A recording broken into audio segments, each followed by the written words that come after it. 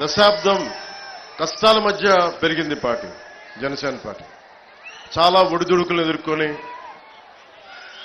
YS Jagan లాగా మీకు తెలుసు కదా,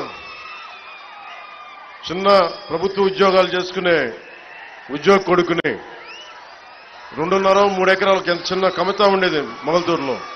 అలాంటి కుటుంబాల నుంచి వచ్చిన వాడిని. నాలాంటి వాడికి గుండాగర్ది, డబ్బు బలుపు, దోపిడీ వ్యవహారాలతోటి ఉండే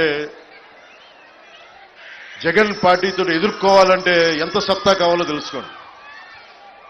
ఒక సగటు మధ్యతరగతి మనిషి నర్సాపూర్ లాంటి, నెల్లూరు లాంటి, ఒంగోలు లాంటి చిన్న పట్టణ టౌన్స్ లో పెరిగినవాడిని నేను. లండన్ లో పెరిగినవాడిని కాదు, న్యూయార్క్ లో పెరిగినవాడు కాదు, చాలా నర్సాపురం లాంటి చిన్న చిన్న టౌన్స్ లో పెరిగినవాడిని నేను. సో నాకు ప్రతి మనిషి కష్టాలు తెలుసు. నాకు నర్సాపురం గురించి చెప్పాలంటే అన్నయ్య మెగాస్టార్ చిరంజీవి గారు వైఎన్ కాలేజ్లో ఆయన ఎన్సీసీ క్యాడెట్ గా ఉన్నప్పుడు ఆయన రోయింగ్ బోర్డ్ క్యాప్టెన్, ఆయన ఎన్సీసీ క్యాప్టెన్, ఆయన ఎన్సీసీ క్యాడెట్స్ కాలేజ్ క్యాప్టెన్. ఆయన నరసాపురంలో బోట్లు నడిపిన ఫోటోలు, ఇందిరాగాంధీ గారి ముందు నేవల్ ఎన్సీసీ పెరేడ్ అప్పుడు ఆయన ఆంధ్రప్రదేశ్ ని ఆ రోజున రిప్రజెంట్ చేశారు, ఎన్సీసీ క్యాడెట్స్ గ్రూప్ ని. ఆ రోజున ఆ జ్ఞాపకాలు నాకు నరసాపురం అంటే.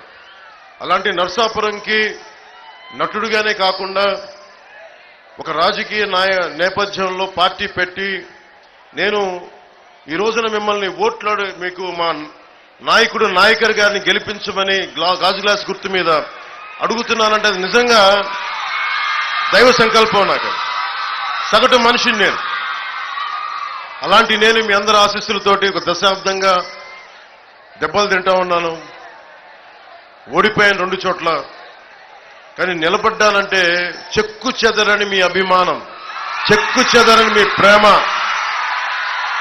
ఆడబిడ్డలు, ఆడపడుచులు, యువతులు, తల్లులు, ఇక్కడే కాదు దారి పొడవుతా ప్రేమాభిమానాలు, నీరాజనాలు. ఇందాక నుంచి చూస్తా ఉన్నాను. ఆ పక్క నుంచి సభ జరుగుతున్నంతసేపు, నుంచినంతసేపు దాదాపు అరగంట సేపు హారతులు పడుతూనే ఉన్నారు. మా ఆడపడుచులకి, మా అక్క చెల్లెళ్ళకి, యువతులకి కృతజ్ఞత అభివందనాలు. ఈ ఎన్నికలు చాలా కీలకమైనవి. మీరు ఊహించుకుంటే 2019లో వచ్చాం.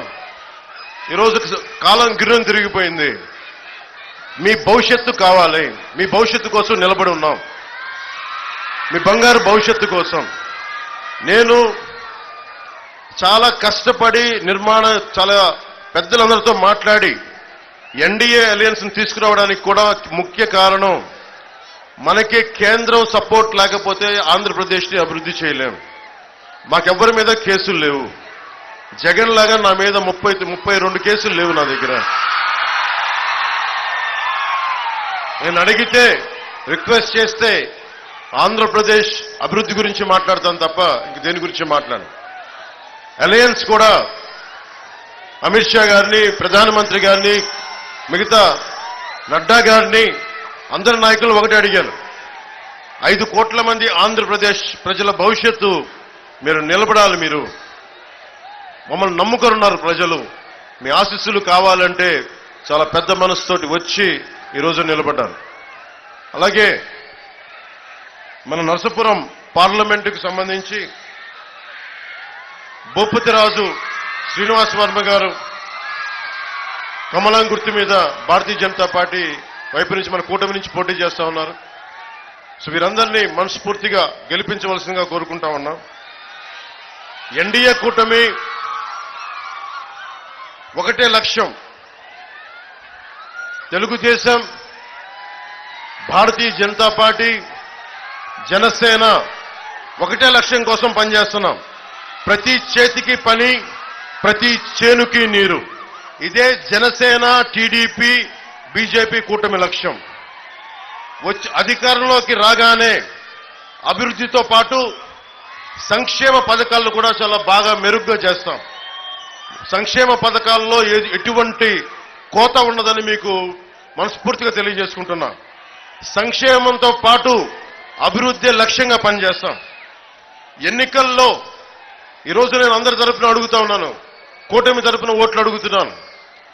నేను మీకు మాటిస్తా ఉన్నా, కూటమిలో మేము ఏ పథకాలైతే మేము హామీ ఇస్తున్నామో అవి అమలు చేసే బాధ్యత జనసేనగా మా అందరి బాధ్యత. అది ప్రజలకు మేము మాటిస్తా ఉన్నాం. అలాగే నదులను ఇందాక ప్రతి చేనుకి నీరు అంటే నదులు అనుసంధానం జరగాలి. అది అందించి రాష్ట్రంలో వలసలు పస్తులు లేని ఆంధ్రప్రదేశ్ నిర్మించడమే జనసేన, టీడీపీ, బీజేపీ లక్ష్యం, ప్రధాన లక్ష్యం. అలాగే ఆంధ్రప్రదేశ్కి జీవనాడి అయిన పోలవరం ప్రాజెక్ట్ని చాలా తక్కువ కాల పరిమితిలో పూర్తి చేయడానికి సంసిద్ధంగా ఉన్నాం. ప్రతి నీటి బొట్టుని దాచుకోవడానికి సముద్రపాలు కాకుండా చుట్టమే జనసేన, మాకు ఎన్డీఏ కూటమి లక్ష్యం. ముఖ్యంగా యువతకి స్కిల్ డెవలప్మెంట్ శిక్షణ ఇచ్చి మీ కాళ్ల మీద మీరు నిలబడగలిగేలాగా ప్రతి పనికి, ప్రతి చేతికి పని కల్పించడమే కూటమి లక్ష్యం. ముఖ్యంగా చేతి వృత్తులు, కుల వృత్తులు పరిరక్షించడమే కూటమి లక్ష్యం. 50 సంవత్సరాలు దాటిన బీసీ ప్రజలందరికీ నెలకి 4,000 రూపాయల పెన్షన్ని 1వ తేదీనే ఇంటి వద్దన అందజేస్తాం. స్కూలుకు వెళ్లే ప్రతి విద్యార్థికి సంవత్సరానికి 15,000. ఎంతమంది పిల్లలు ఉంటే అంతమందికి ఆ తల్లికి అందజేస్తాం. ముఖ్యంగా మహిళా సోదరీమణులకు సంబంధించి పోయినసారిలో కూడా చెప్పాం, ఉచిత గ్యాస్ సిలిండర్లు పెరిగిపోతున్న ధరలకి గ్యాస్ సిలిండర్లు అందించాలి కనీసం అని చెప్పి నేను లాస్ట్ టైం కూడా చెప్పింది. ఈసారి కూడా తెలుగుదేశం పార్టీ మేనిఫెస్టోలో అది మాది, కంబైన్డ్ మేనిఫెస్టోలో మాది ఇదైంది. సంవత్సరానికి 3 గ్యాస్ సిలిండర్లు మా ఆడపడుచులకి, మా మహిళలకి, మా అక్క చెల్లెలకి, మా యువతులకి ఉచితంగా అందజేస్తాం. రైతులకి ప్రతి సంవత్సరానికి 20,000 రూపాయలు ఆర్థిక సహాయం అందజేస్తాం. ప్రతి మహిళకి నెలకి 1,500 అందజేస్తాం. మహిళలకి ఉచితమైన బస్సు సౌకర్యం కల్పిస్తా ఉన్నాం. అలాగే దీనివల్ల ఆటో డ్రైవర్ సోదరులందరూ చాలా, మా పరిస్థితి ఏంటంటే మీకు ఇబ్బంది కలగకుండానే ఉంటుంది, మీ ఉపాధి అవకాశానికి డోకా కలిగించకుండానే పథకం ఉంటుంది. అలాగే పేదల కడుపు నింపడానికి ఒకవైపు అన్నా క్యాంటీన్లు ఎలాగో డొక్కా సీతమ్మ గారి క్యాంటీన్లు కూడా అలాగే రన్ చేస్తాం. అన్నా క్యాంటీన్లతో పాటు లక్ష్యం ఒకటైనా పేద ప్రజల కడుపు నింపడం, లక్ష్యం ఒకటైనా అన్నా క్యాంటీన్లతో పాటు డొక్కా సీతమ్మ గారి క్యాంటీన్లు కూడా పక్కనే రన్ చేస్తాం.